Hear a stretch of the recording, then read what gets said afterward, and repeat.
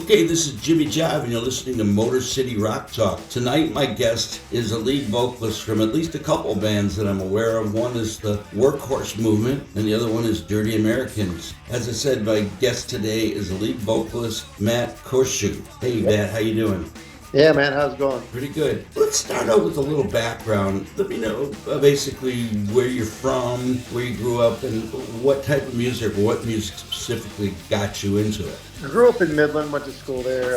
Didn't really start the music thing until I got to college. A bunch of us were going to CMU at the time, and just basically a band was jamming. They kept losing their singer. He wouldn't show up, flake out on them. So a bunch of us were just hanging out in the basement with him, and anybody that knew a song, hop on the mic and sing. And they were doing like Alice in Chains and Soundgarden. It was that whole era stuff. Right. So I knew a couple songs. I knew like a Monster Magnet song and a Clutch song, maybe a Pantera song or something. So we'd all kind of trade off. I actually did okay, I guess. It was like a couple weeks later, the drummer's like, "You should join. Like, why don't you join us? This singer just flakes out on us, leaves us hanging every week." So yeah, I wasn't really looking for it. It just kind of by accident. You know? Right. Now, was Workhorse Movement, was that the first band you were in then? Or I kind of was messing around in a band before that, a band called The Souls. I mean, we were doing like Anthrax and Alice in Chains and that kind of stuff. But it was just partying in the basement kind of thing. It was. I had a roommate who was a guitar player, so we just jam a little bit, you know, and had a little thing going. But then that got me into going with these guys, with Jeff, the guitar player, and the guy that I ended up in Dirty Americans with also.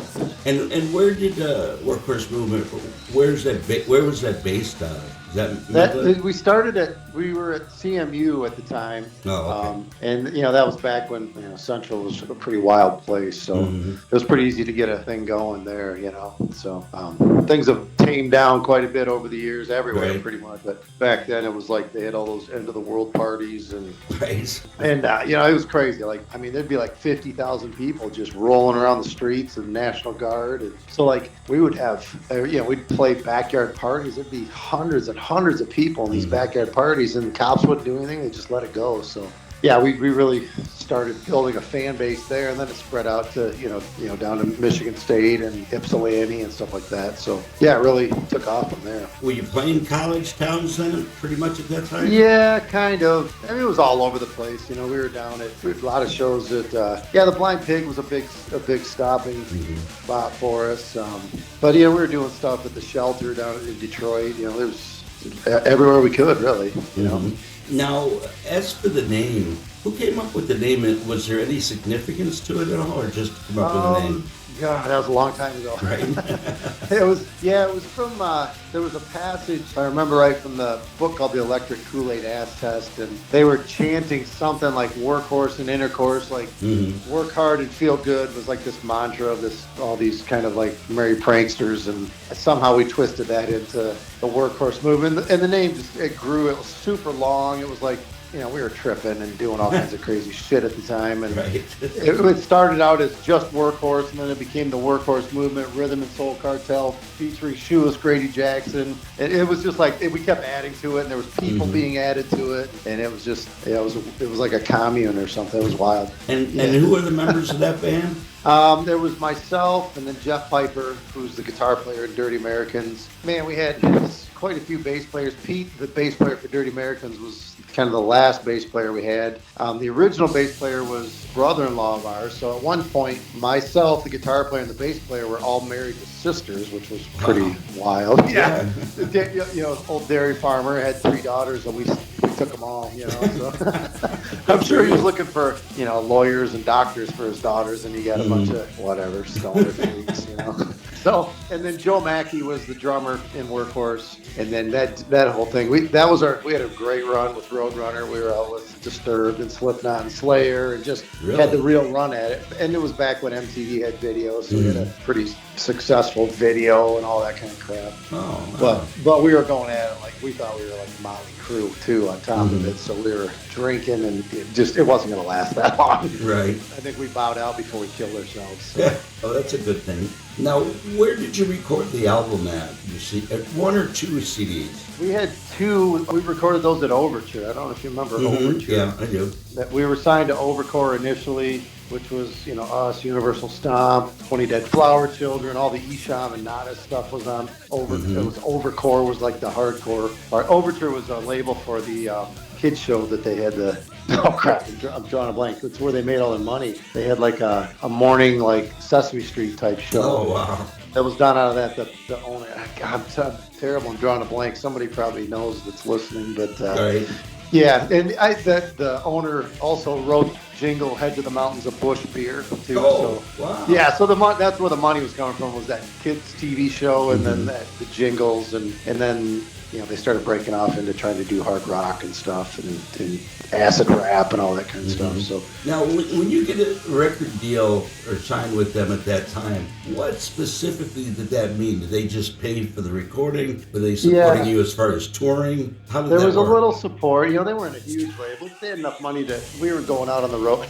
We did some wacky shows. I mean, we did some stuff with Vanilla Ice back then because he was trying to do that corn thing. He was doing Ice, Ice, Baby and all that stuff. But I'm telling you, wild shit like Gigi Allen, and then we were out with Isham and Nadas, and you went out with Gigi Allen. Yeah, we did some show. Yeah, our booking agent he was like over by Milwaukee. He was booking Gigi Allen too, so he was putting us, on that kind of stuff. It was just weird, man. Do you remember anything of that show? I mean, playing with Gigi. I mean, my God, that must have been insane. Yeah, it was. I can't remember how that all went down, honestly.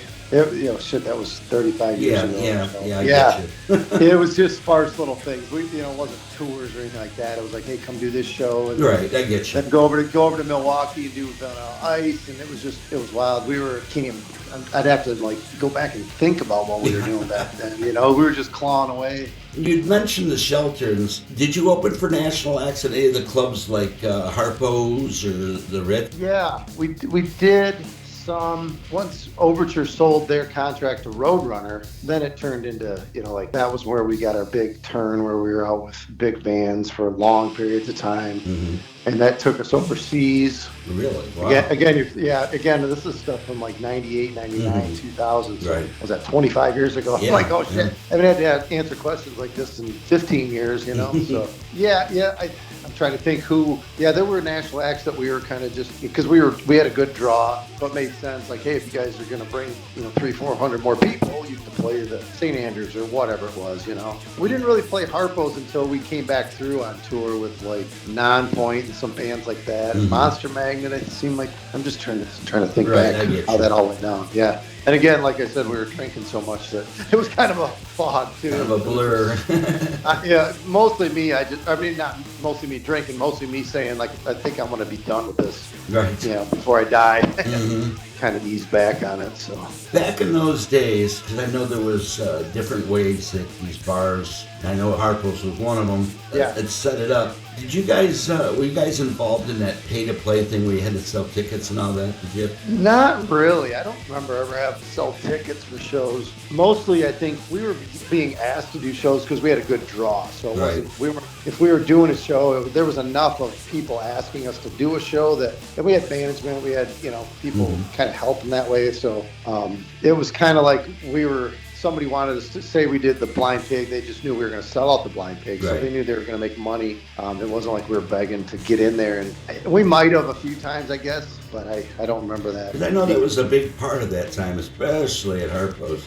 They were famous for it. It didn't matter who you were. They'd give you 300 tickets, and if you sold out 300, they'd take profit from 200. You'd get that extra, whatever it was. But yeah, I don't remember running into that a whole lot, maybe a few times, but I would imagine our management was probably taking care of it. You know what I mean? So, do you remember what kind of money you would have made with that band in those days, playing out like that? Was it much? Yeah, it was all right. I mean, $2-3 grand a night kind of thing as we were touring. Once Dirty Americans hit, and that turned into a whole different thing. I mean, there was 10-12 grand a night overseas and that kind of stuff. So I remember we did some shows. We did like a reunion show and tour in Italy with Iggy and the Stooges. They did just one show in Europe, and it was like 25,000 people. I think it was like 15 grand or something we got of our cut of that thing. Japan was up in the like 20 grand a show, that kind of range, I guess. And again, we were, management handling stuff. So I just remember hearing like, oh, wow, okay, cool, And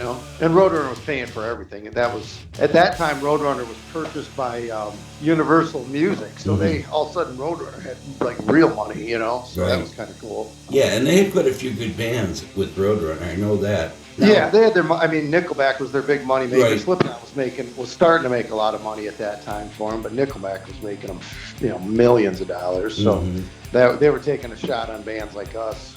Probably 30 bands like us at the time.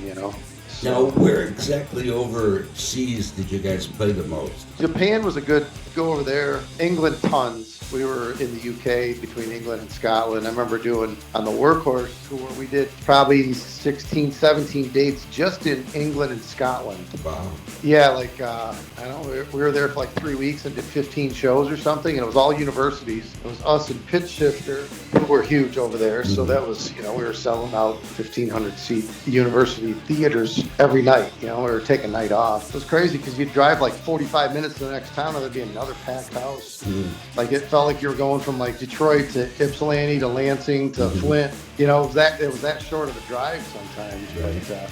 But I think we had a video, like a top 10 video in the UK at the time, so it was all kind of working out for us. Now, when you're playing over in Europe, from what I understand, there's usually, you're not bringing your own equipment usually over there, right? No, they set you up with a back line, right? Yeah, there was it was awesome too. I didn't know that much about it, but of course our guitar player and drummers, they knew this one sound house in London. I mean, it was like if the Who were coming to town, they came and picked out gear from this warehouse or whoever. Rolling Stones, like, oh yeah, that was the gear, that's the back line from the Stones. Like, whoa, we'll take that. Like you're just picking out what you needed. So that was pretty cool. I didn't know that much about them. Like, I'll take the microphone or whatever. Like Jeff was grabbing amps and drum kits and all that kind of stuff. It was pretty sweet. And the label would pay for all that too? Yeah, it was all which you had to pay back. Right, obviously. So like that was you had to recoup all that money. So the more we took, the more we had to sell to make up for it. So we just kept taking. Now, whereabouts in the States outside of you had mentioned Cleveland? Did you guys go out west at all? Play out in California, Hollywood area, whatever? Yeah, we did the full thing, man. I mean, I remember the Slipknot tour we started, which was the Tattoo the Earth tour. So it was us, Slipknot, Slayer, Seven Dust. There's a handful of bands, and then there was like, I don't know, 8 or 10 of the world's best tattoo artists in tour buses also traveling the country with us. So the first show was in Portland, Oregon. So we drove from Detroit to Portland, did the first show, and Stone Temple Pilots, Weiland had just gotten out of prison. He was clean and sober and whatever. They jumped on that show just because they wanted to this show was already sold out. So they jumped on, and I think the deal was they paid for like the beer tent and the strippers or something to buy onto the show. So that was kind of cool. We showed up and we're sitting there with Hatebreed and Slayer and all those guys in just a big circus tent with strippers and beer, and that was kind of cool. Yeah, I guess so. But was Stone Temple Pilots, were they headlining it then? Then they headlined that show. Yeah. Oh, okay. They bought onto the show. So the first show was in Portland. The second show was in Omaha, Nebraska, if I remember. The third show was Giant Stadium, which Metallica bought onto. Wow. So then we get to New York, and they're like, oh, Metallica's headlining this show. Like, oh, shit, all right, well. So they moved it to Giant Stadium in the third, but it was like over 5 days. We went from Detroit to Portland to Nebraska to New York, and then came back across the country, hit Boston and Pennsylvania and all those, So you weren't out in California then? You didn't play out there? Oh yeah, we did LA with that tour. And whereabouts in LA would you play? Were you playing like the Whiskey or some of those famous clubs at all? No, it was all just about stadium or like fairground. Big shows, okay. They were big shows. There were 20,000 people at every show, kind of. Yeah, like racetrack. I remember the one in Arizona. It was like a dirt racetrack. It was just a dust bowl, 100 degrees in August, and it was just nasty. But it was all bigger amphitheater, like kind of. Right, I get you. Out of those kind of things, yeah. Who would you say, out of all the shows you did as far as that Workhouse, would have been the biggest artist you played with? In Workhorse, it was probably that Metallica Giant Stadium show. That was as big as it gets, you know? I mean, 50, 60,000 people, whatever that is. Yeah. Giant Stadium sold out. For that era, that was probably it. And then once we got into Dirty Americans, we did Download Festival in England with Metallica, and it was the show that Lars Ulrich got food poisoning. So all of Metallica flew in helicopters, and they're waiting on Lars, and he ended up in a hospital in Germany or something. So we're backstage with like Nikki Sixx and all the guys from Damage Plan and whatever. So the tour manager comes out like, anybody know, and Slipknot's there, of course, anybody knows a Metallica song on drums, come and see me. So they auditioned all the drummers backstage and they put on the Metallica show with all the drummers backstage. So like Slipknot's drummer went up and did a bunch of songs. Yeah, Vinny went up and don't remember which songs he did, but I remember there was a trailer and they had like a camper kind of thing. They had the drums and amps and stuff in there, and Vinny went in there and he's like, those fucking guys said I'm too drunk to play with them. He's, dude, I can do this on a fucking gallon of whiskey, and like he's all bitching about it. They ended up letting him play, but he's like, dude, this is how I fucking roll, you know? Like, right. We're sitting there with Nikki Sixx just drinking beers, like dying, and he's trying to get my drummer Jeremiah to go up there. He's like, dude, I don't know Metallica songs. Like, I'm John Bonham guy, you know? I'm not a Metallica. He's like, well, just go do it. So, but you know, we had played at like 4:00 that day and had a pretty good buzz on, so he didn't give it a shot. Which I didn't. Wow. Yeah, I wouldn't have either. Yeah. Well, he was too buzzed to do it.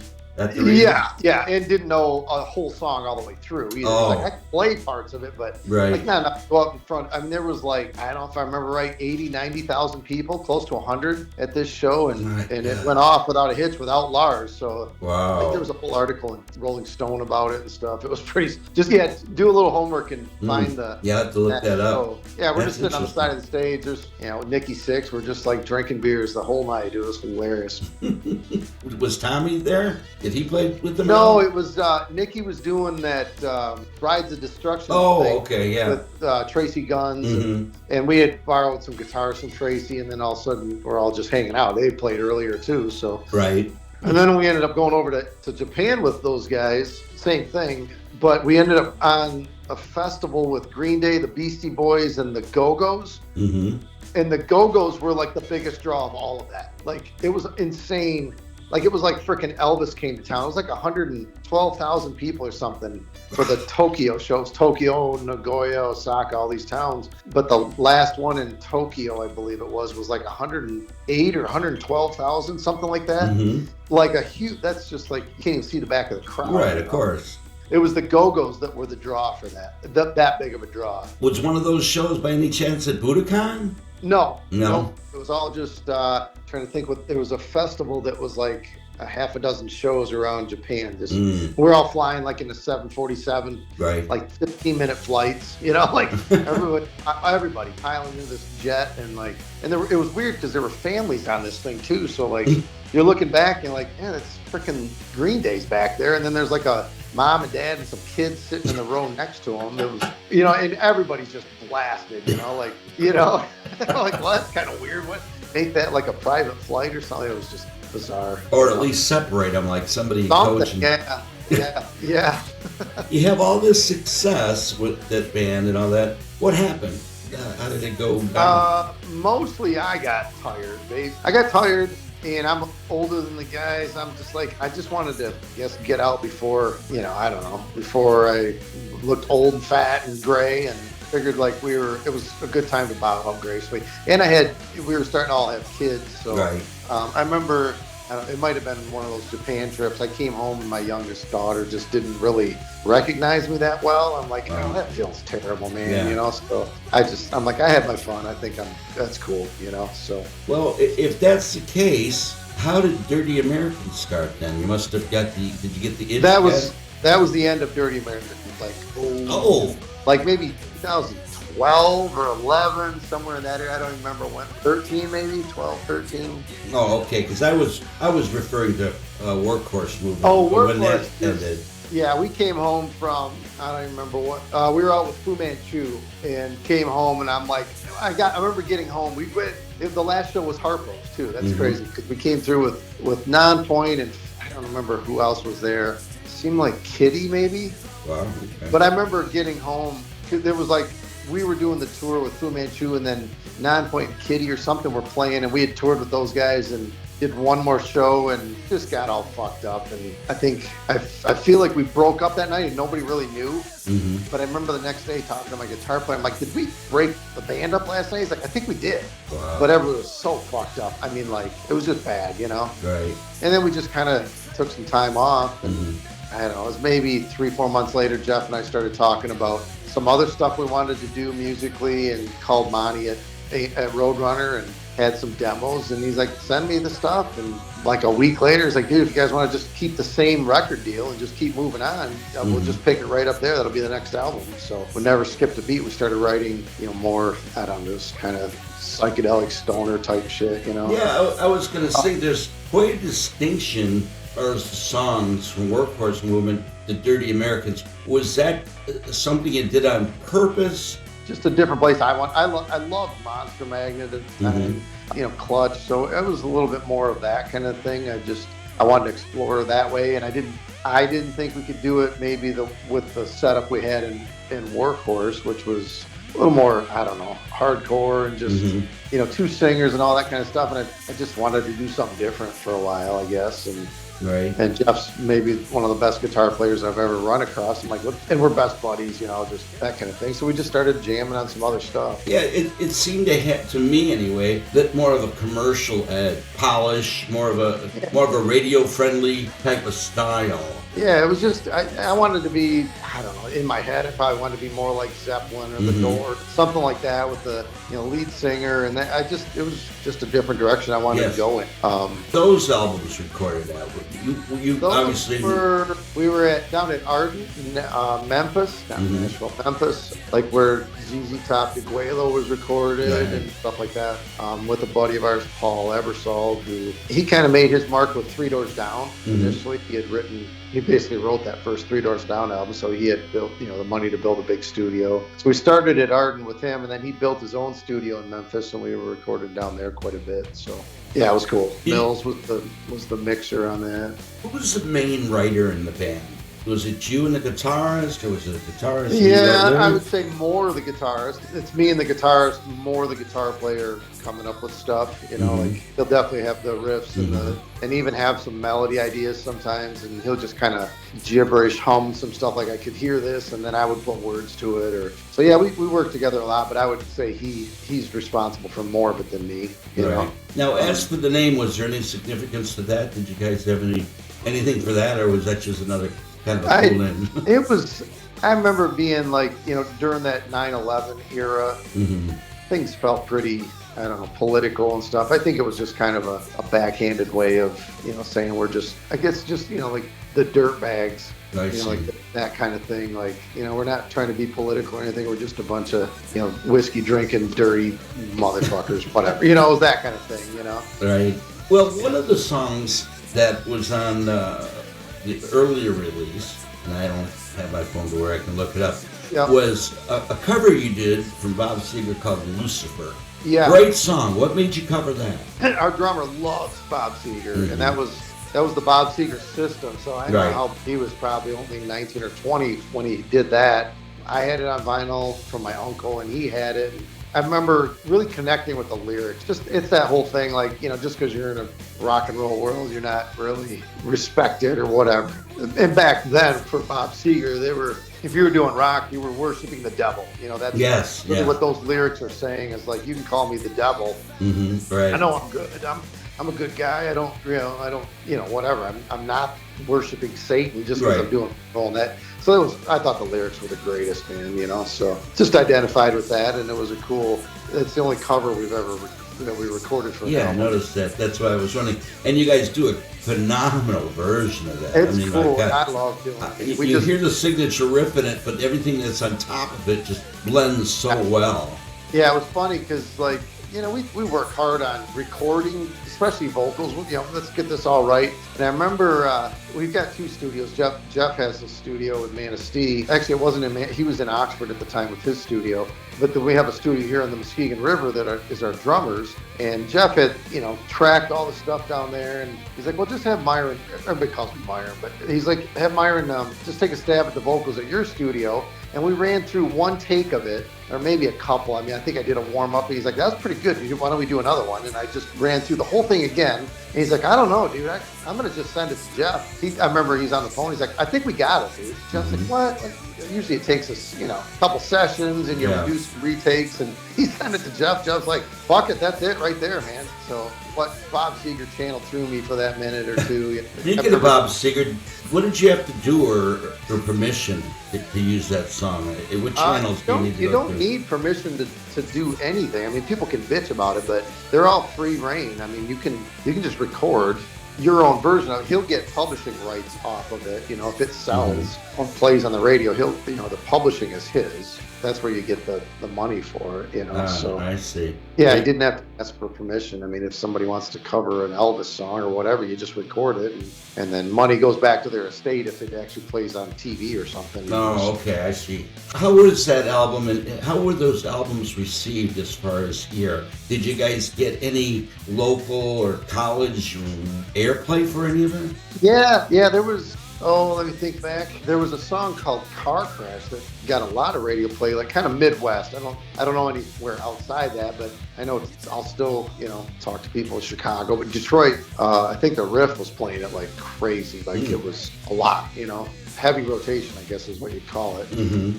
So "Car Crash" got good radio play, and then there was a song called "Strange Generation" that Roadrunner did a video for, and that was at the tail end of MTV playing videos, like 02 or 03, and it was like in medium rotation on MTV, so that was getting us some notoriety, Mm-hmm.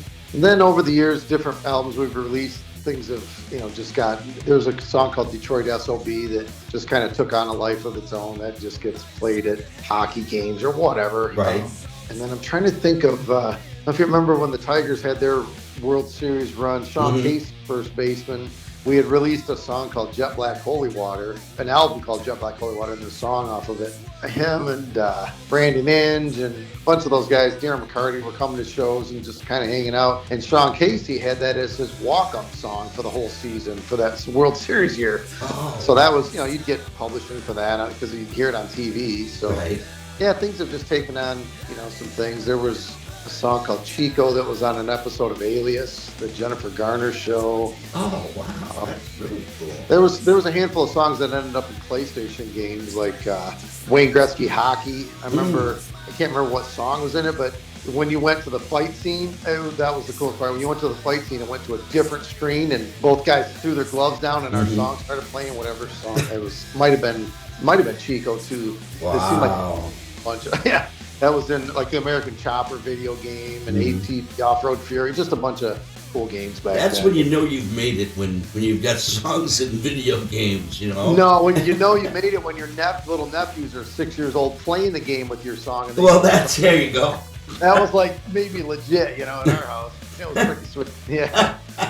So, yeah. Now, are you guys still together in any form or fashion? Do you play it at all anymore with that band? We still were, we did a little reunion show back at CMU a couple years ago. We had our old home base. There was a little bar called Rubbles and just packed the place. However, this summer, my guitar player's wife turned 50 and she's like, Jeff's trying to plan a party or whatever. She's like, "I want you guys to play for my 50th. We're like, "All right, fuck it, we'll do it." So we're going to rent a stage and sound system, and they live on the beach in Manistee. And it turned into something total, it snowballed, got away from us. Jeff rented this massive semi-stage, a portable stage and sound system, and the moving lights and the whole thing. I mean, half of Manistee shows up all over. It was cool. Cops in the yard just hanging out because they know all the cops in town.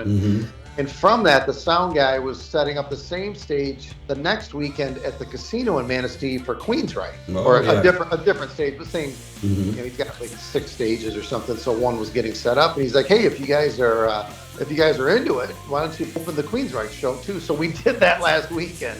We had been rehearsing for Karen's birthday party, which I don't know, hundreds of people showed up, and then which was in Manistee. And then the following weekend, we went back up to Manistee to the casino and played, big parking lot show with Queensryche. So playing, but it was the last couple weekends have been just on fire, man. Yeah, you were saying earlier that you had a busy couple of weeks. How did that show go for you with Queensryche? Oh, it was awesome. It was awesome. I mean, people came just because we were put the word out. You know, there's some fans who were like coming from Chicago. We had Milwaukee, Detroit, Ann Arbor. I saw people walk around. I'm like, holy shit, man, seen you in a while, dude. You know, like, yeah, we couldn't miss this. You know, so No did a doubt. run of shirts and they were all gone. Like as soon, like they were gone. Like we should have probably had more kind of thing. So. Do you do any recording still at anything with any of the guys? Not really. There's a couple of ideas bouncing around. Jeff and I were messing around with some. We did do a Workhorse reunion show maybe 3 years ago, I guess, and we recorded a new song for that called "The Blazer," which was just a one-off song, which was pretty. Threw that out there on. I think it's on Spotify and YouTube and all kinds of stuff. So we did one recording for that, and then we've messed around with. Jeff and I have been kind of doing this just bizarre thing called Chong, which is, you know, like Cheech and Chong, called Chong, and just letting different people play on it. Like, it's like kind of really stoner type stuff, but not stoner like Caius and Black Sabbath, stoner like what you would listen to if you're high. You say stoner and you think, oh, it sounds like Caius or it sounds like Black. It doesn't sound like that. It's just trippy, wild shit. And we had like Robert Bradley came up and recorded some stuff on it, like just some spoken word shit, and Matthew from Mog, or you know, who's Robert Bradley's guitar player. Right. So just different people. I reached out to some other people, like, hey, you interested in this? I think Jeff talked to Chuck from Seduce, like, hey, you know, would you be interested in playing some drums on this, not playing guitar? So yeah, there's just some stuff we're working on that way, but not really a Dirty Americans new thing or Workhorse new thing. It's just kind of some other shit. So now, you had mentioned earlier about a video that you made that was on MTV. What was that? What song was that for? The Workhorse one was "Keep the Sabbath Dream Alive." Okay, yeah. That was probably the pinnacle of how big we got. Was when that was out. That was bigger than Dirty Americans. You know, it was just, there was a run there for about, I don't know, 12, 14, 16 months where it was pretty sweet, you know. So Keep the Sabbath Dream Alive was the first MTV video. And then we shot one for Dirty Americans, which was Strange Generation. And that was kind of, you know, moderate play. So some play, you know. Where were those videos shot? The Keep the Sabbath Dream Alive video was on I think it's the parking structure, I think right by Kobo, or what used to be Kobo. Put on a free concert up there. I think we played St. Andrews the night before, and then just told everybody, hey, tomorrow morning, 10 a.m., show up. You can be in the video. So, I mean, like, shitloads of people showed up. It was, like, sponsored by, like, Sky Vodka and Jones Soda. So they showed up and, like, we're making all kinds of drinks and got everybody all buzzed up, and we shot the video, and that was kind of cool. How long did it take to shoot the video? How long does that take? It was just a one day deal. We did the concert stuff like kind of in the morning, and then we hopped on the L train and, you know, shot a bunch of stuff on that, which I guess we got in trouble for because you're supposed to have a permit to do that. Yeah, I think they sent, I don't know, a fine to our management company or something, if I remember right. But that one turned out cool.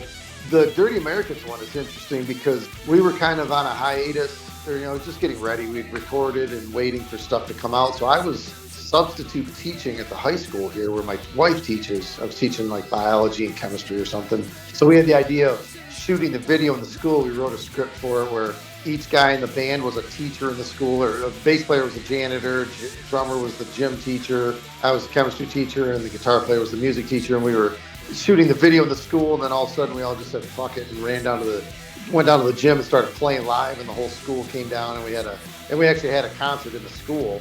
Wow. Filled up the gymnasium or the cafeteria with the stage, you know, mosh pit and the whole thing. It was like a 3-day shoot. That was like Friday, Saturday, Sunday. That one actually had a pretty sizable budget. Like we had wardrobe from Saturday Night Live, from Carson Daly. Like it was like this whole crew of people came with cranes and like freaking train tracks and miles of cables through the school, and that was cool. It was like I had to go to the school board and like submit this whole thing to them. And sure. I remember doing the concert part of it, and you know, hundreds of kids just mobbing each other, and all the parents standing around the outside watching. Like, this is our kid's teacher. What the hell is it? You know, like they're all standing there with their arms crossed, like, you know, is he making them smoke dope in class? What's going on here? You know, right.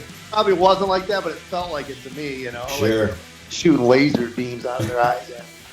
So that was cool. And what was wild was the director, they were staying at our house. We lived like on a cabin on the Muskegon River, and this was like January, you know, blizzard, snowstorm.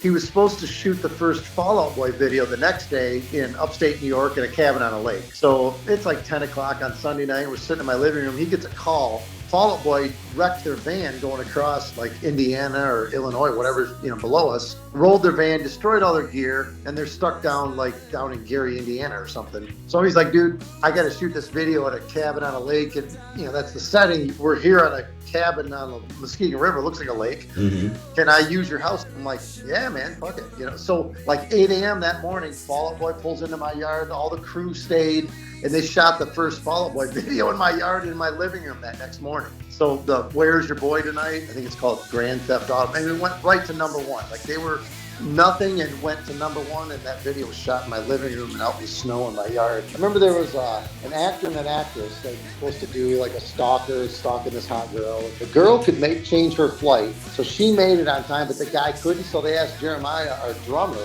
to be the actor, and he never acted. And they're like, all you gotta do is walk around with this camera and like look through the windows, you're stalking this chick. But he had to do a makeout scene with her too, which was awesome. So we're all like, we got the van, we're making out in the van, and all of us are standing around him with like Irish coffee or whatever, 1 o'clock in the afternoon. He's got to do like 10 takes of this scene. And we're like, dude, grab her ass or something. Like, you got no moves? He's like, dude, I've never done this before. We're just, all his buddies are just watching him like try to make out with a chick. It's hilarious. Yeah, just killed the guy. It's funny. That is funny. Yeah, funny pictures. Fall Out Boy just sitting on the couch in my living room. We turned the whole living room into like a girl's bedroom. So we were running around finding our nieces little like lava lamps and little fuzzy animals, and it just made our living room look like a bedroom, a girl's bedroom, teenage girl's bedroom, whatever she was. I don't know, she was probably 18, 20 years old or something. Right. She was probably older than that, but I think that's what the idea was. But yeah, just threw it all together and they shot. And I remember like cops showed up that night because we went to get, my wife and I ran to town to get pizzas for everybody. And I came back and I'm like, and we live way back in the woods on the river. And it looked like a fucking alien had landed in the woods. I'm like, oh my God, that's our house. Spotlights shining up in the air. Like, it was just crazy looking. I'm like, holy crap, the neighbors are going to hate us, I pull in the yard and there was a helicopter circling above, whatever that was, a sheriff or something, trying to figure out what was going on. And there was a sheriff in the yard talking to the director. And it all worked out cool. He told them what was going on. And they just sat and watched the video, which was pretty cool. So my girls think it's pretty cool that Fall Out Boy shot their video here. Well, yeah. I mean, how many people can say that? Did they give you credit for it with their credits in the video at all? I don't remember. Maybe. I don't, we just kind of knew who they were an up-and-coming band back then, and we were too, and just kind of knew who they were, Right. I'll get texts from people like in Chicago or something, like, dude, we saw Fall Out Boy, and people that have been to my house, like, the house was up on the screen behind him, man. It was pretty sweet. I saw your house. So, yeah. Well, Matt, I'm going to let you go. I really appreciate you taking the time and talking to me today.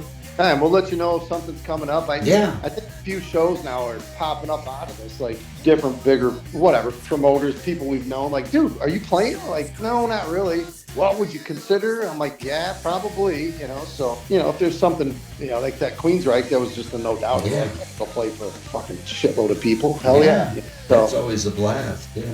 I'm sure something, my old manager down by Detroit, we were just talking yesterday. He's like, dude, if you're into something, man, there's always something, that we could throw you on, an opener or something, whatever. So you might see us down there closer to you. That would be cool. Well, again, Matt, thank you so much. Yeah, like you said, keep in touch and let me know if anything is coming up. Right on, man. Let me know when it goes up. I'll spread the word about it. I sure will, man. All right, man. You have a good night. Yeah, be cool. You too. Thanks. Bye-bye. Well, that was Matt Kozuch from Workhorse Movement and later on the Dirty Americans. He was the lead vocalist. If you haven't heard of either of those bands, you really need to check them out. They're both available on Spotify, probably all the streaming services out there. And there's quite a distinction between the two bands. And they're both really good, but it's totally different style and production from Workhorse to Dirty Americans, as far as I can tell. A bit more polished production as far as the Dirty Americans. Both groups are phenomenal, and the music is just really great. Anyway, if you're digging these interviews, and I hope you are, I just want to remind you again to hit the like button. Maybe leave a comment, and if you haven't already, subscribe to the channel. Anyway, with that being said, like I always say, keep rocking.